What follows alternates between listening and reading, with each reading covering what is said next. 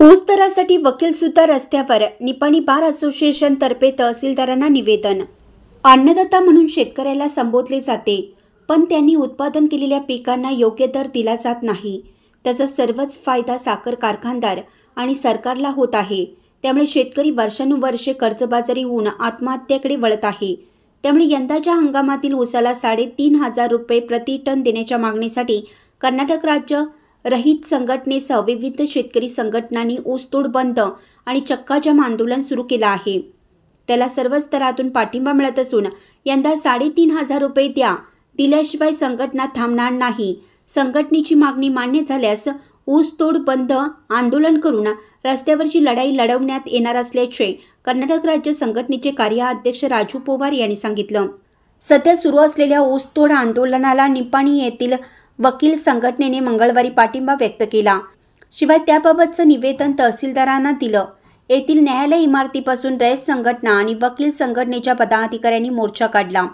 धर्मवीर संभाजीराजे चौकात मानवी साखळी करून तहसीलदारांना निवेदन देण्यात आलं.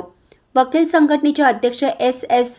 वैराट व पदाधिकाऱ्यांच्या हस्ते तहसीलदार यांना निवेदन देण्यात आले.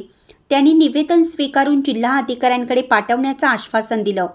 यावेळी वकील संघटनेचे अध्यक्ष ॲडव्होकेट S.S. वैराट, उपाध्यक्ष advocate M.A. Sanati, secretary advocate Nilesh Hatti, advocate J.A. Bhosale, advocate M.V. Kulkarni, advocate Shivanand Shirguppe, advocate S.S. Banne, advocate Mahesh Diwan, advocate M.A. Dawale, advocate Sushma Bendre, Sunil Patil, Sukhdev Magdum, Kalgunda Kodke, Sarjirao Hegde, Siddhagonda Hirekude, Sagar Hawale, Nitin Kanade, Mahesh Janwade, Sagar Patil, Sachin Kamble, Ananda Gaikwad, Babasaheb Patil, Subhash Khot, Siddhagonda Mirche, Vishal मिरचे, बाबू माळे, एकनाथ सादळकर, प्रकाश नुले, बाबासाहेब पाटील, दयानंद पाटील, नामदेव साळुंखे यांच्यासह निपाणी व ग्रामीण भागातील संघटनेचे पदाधिकारी व कार्यकर्ते उपस्थित होते.